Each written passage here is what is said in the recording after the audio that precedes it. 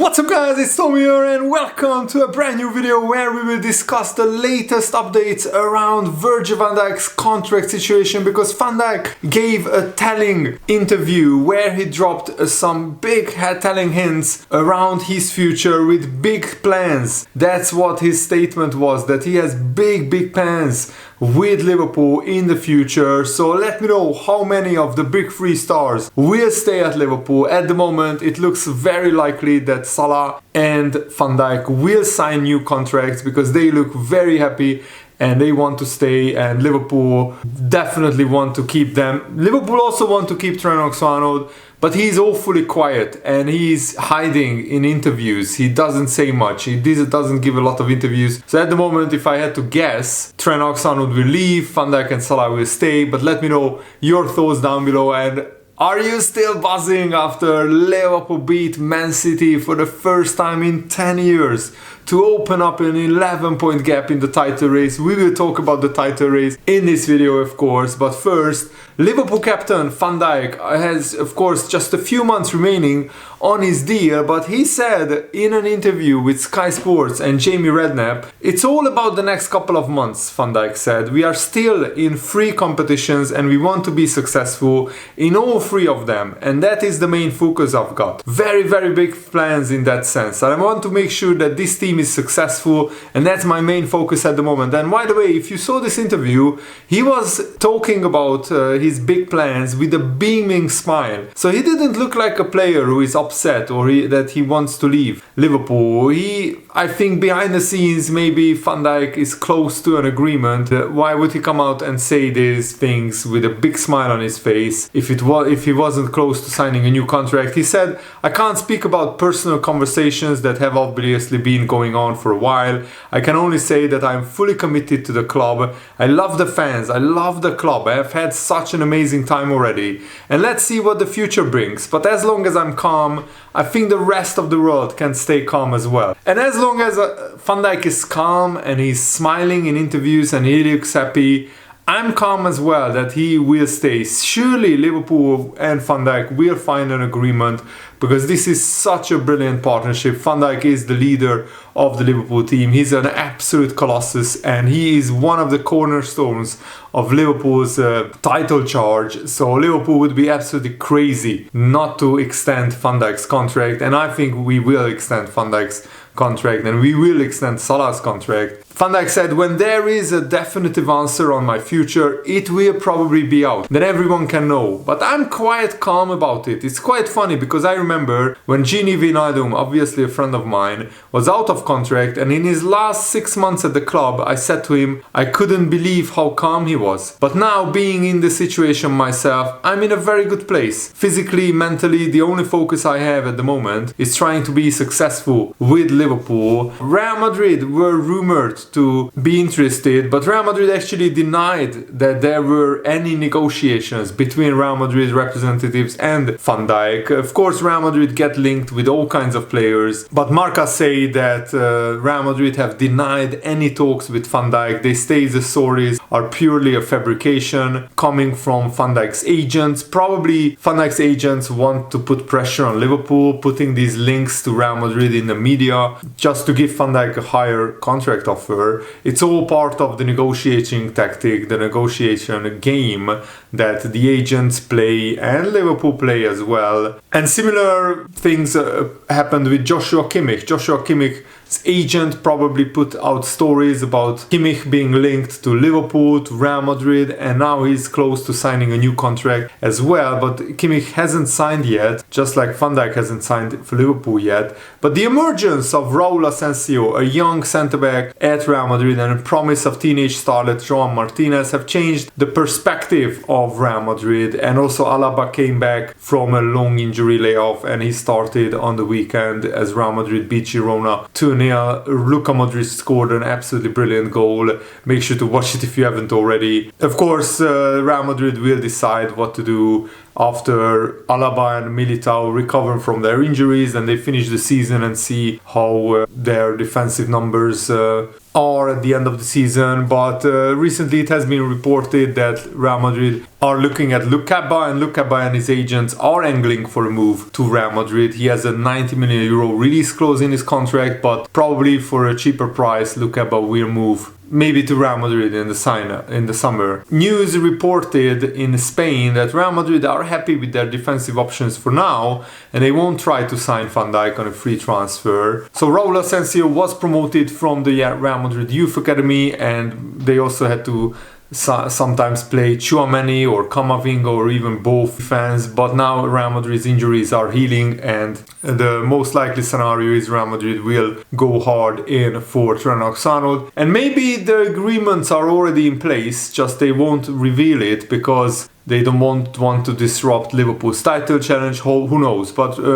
Trent Alexander-Arnold's body language and him being so quiet in the media about his future suggests to me that he's closer to leaving Liverpool than to staying. But of course, Van Dijk is waiting for a bigger offer from Liverpool on his contract. Probably he wants maybe a higher salary. I think Van Dijk would be happy to sign a new 2-year contract, and Van Dijk detailed the plans for Liverpool to overcome this anxious feeling and land the first Premier League title for 5 years. And he also called on the fans and the players to make Anfield the most horrible place for visiting teams to come in this title challenge or title charge, for visiting teams to come in this title challenge or title charge. And Van Dijk said it's pretty normal. With humans there could be some anxious feelings kicking in, and that could still be the case, but I think it only helps us and them as well to make Anfield horrible for every opponent that we face. Most of the time we have been doing that, and obviously the way we play obviously helps with that as well. But Liverpool have 7 home games left out of the 11. That's why it was very important to get a draw against Everton, a draw against Aston Villa, and get a victory against Man City. I think 5 points from those 3 away games is good enough, especially with Arsenal having no striker and stumbling under pressure. So Van Dijk said, let's make sure that those 7 games are going to be amazing, as loud as possible. And I don't think we have to speak about it, because normally that is the case. And Liverpool had been struggling to keep clean sheets. They conceded 18 goals in their previous 13 league games. So to go to Man City, the hardest away game of the season, and to keep a clean sheet is huge. And Van Dijk said 10 years to win here in the league, so it was about time for Liverpool to win at the Etihad. Good performance, and I think a complete performance, really good attack at times, very good in defense as a team, so well deserved. There is big word that you used, collective. That's very important. It's not only about the 4 defenders or the goalkeeper, it's about everyone putting a big shift in everything, and that's what happened. I think we had to defend with everything we got at times, although we still have the quality. And Fabrizio Romano also shared an update on Liverpool's transfer strategy, because it looks like Liverpool are looking to sign a big centre-back, very important transfer. He said, Fabrizio Romano, I can confirm once again to you that Liverpool are really advancing in the process to identify the centre-back they want to sign in the summer. Liverpool will go for an important centre-back. In an internal meeting they had with Richard Hughes, with people in the board involved and Arne as well, they all agree on bringing in an important centre-back in the summer transfer window. When I say important, it could be an important talent, it could be an already established player, but my information is that Liverpool want to invest in young players for present and the future, so this could be the view. Let's see what happens, but I think it makes a lot of sense. Arne hasn't fancied Kwanzaa too much, and Joe Gomez has been struggling with injuries, so Liverpool have Konate, Van Dijk, the 2 reliable centre-backs, but Liverpool definitely need another option. And maybe Gomez will be sold. Newcastle were interested in him last summer, and Kwanzaa will be kept as a young talent, and hopefully he can grow and develop in the background, but also signing a new young talented centre-back makes a lot of sense because of Van Dijk's situation. Even if Van Dijk stays and signs a new contract, Liverpool need to sign another centre-back, because Van Dijk is 33 years old, he's not getting any younger, so sooner or later he will leave Liverpool, and then Liverpool need to find the next big talent, not when Van Dijk leaves, but hopefully before that. So right now Liverpool are fine with the 4 defenders, but with Gomez probably leaving, Kwanzaa not hitting the heights of his last season under Jurgen Klopp, definitely Liverpool need a new centre-back signing. So this is a very, very exciting news, because Liverpool will probably almost 100% sign a new left-back as well. So that's 2 new defenders that could instantly make Liverpool even better defensively next season. And Paul Joyce has a very interesting article about Van Dijk and also the question marks about many players in the Liverpool squad. And Liverpool are chasing their 2nd league title in 35 years, and home games should mean everything. And here is Liverpool's title running. We have 3 Premier League home games in a row. Newcastle, Southampton, and then after the international break, Everton. And then we go to Fulham and we play West Ham at home, Leicester away. These are the games where we need to wrap up the title. We should win absolutely every single game here. Maybe the Fulham away game will be tough. Newcastle at home will be tough as well. The Merseyside derby is never straightforward as well. But before we host Tottenham, Liverpool need to pretty much wrap the title up, and then we can go into that stretch of the games with a little bit like less pressure on Liverpool, because Tottenham, Chelsea, Arsenal and Brighton, these 4 games will be brutally difficult, and Liverpool will drop points, I think, in some games. Brighton away and Chelsea away especially look tough. Arsenal at home as well. But my dream is for Liverpool to already be champions by the time Arsenal visit Anfield. Imagine the Arsenal players having to stand guard of honor to Liverpool players as they walk out onto the pitch. That would be absolutely fantastic. And it's a possibility, because Liverpool are 8 points clear even if Arsenal win their next game. But Arsenal have Nottingham Forest, Man United, Chelsea, Fulham and Everton in the next 5. A very tough run, especially, Nottingham Forest away, Man United away, that's the bogey ground for Arsenal, and Everton away. With Everton's form recently, that's not an easy game, and Chelsea and Fulham will always give Arsenal a good game, with them being London derbies. So I expect Arsenal to drop points in these ones. Maybe even 2 or 3 games where Arsenal will drop points. Them not having a striker is absolutely massive. They will struggle to score goals against organized defenses like Nottingham Forest and Everton. Both have very, very good defenses, even though Nottingham Forest recently have started conceding a lot of goals. So Arsenal will struggle to score a lot of goals in these 5 games because of having no striker, and also Nwaneri could be injured. So I expect Arsenal to drop a lot of points, and this is why it's vital for Liverpool to get enough points before we get to that run where we play those 4 very, very hard games in the last 5 games, and hopefully Liverpool can wrap the title up. And Van Dijk, of course, wants Liverpool to be fully focused. And Van Dijk said, "This was a big win.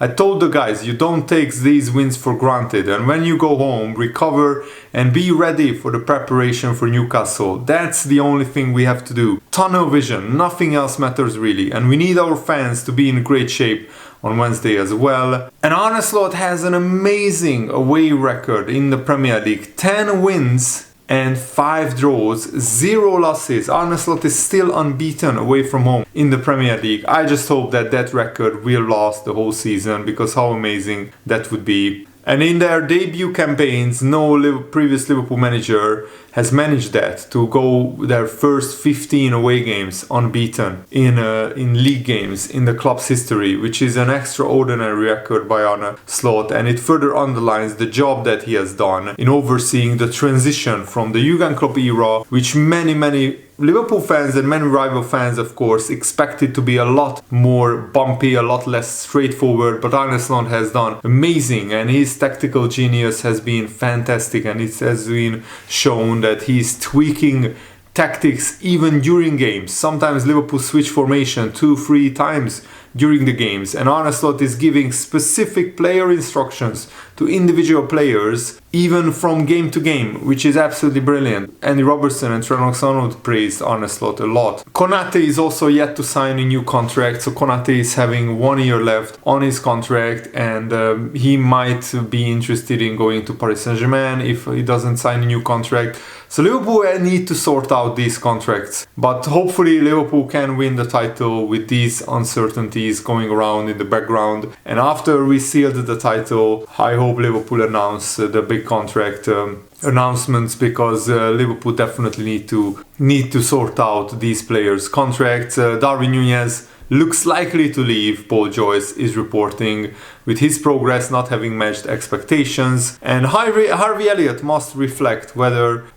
he will be ever granted the playing time he craves. And of course there is talk about Luis Diaz, who has 2 years left on his deal, moving on. That is forever seemingly in the background. Wataru, will he be happy to play a bit part role at Liverpool? I think he will, because he's such a selfless player, and also he knows that he wouldn't get anywhere near to a club of Liverpool's stature if he leaves Liverpool. So he will be definitely just signing for a mid-table club in a European league. I'm really happy that Liverpool won against Man City, and I just wanted to update you guys that Van Dijk seems very happy and very calm about his future, and I'm pretty confident that Liverpool will sort out Van Dijk's contract and Salah's contract. Especially Van Dijk's contract should be pretty straightforward. I don't understand why Liverpool have delayed it so much, but at the moment it's working. Liverpool are having an amazing season, and hopefully the players will stay professional and concentrate on their jobs. And after we seal the title, and Liverpool can sit down with everyone again and try to sort out their contracts. But I trust the club, and I trust Richard Hughes to do the right thing and to keep Liverpool as strong as possible for next season, because I'm already thinking about next season's title challenge after we wrapped up this season's title. But that's still not done, so let's concentrate on this season first. But I'm already excited for next season and the summer transfer window. Thanks for watching, guys. Hope you enjoyed this. Have a nice day. See you later. Goodbye.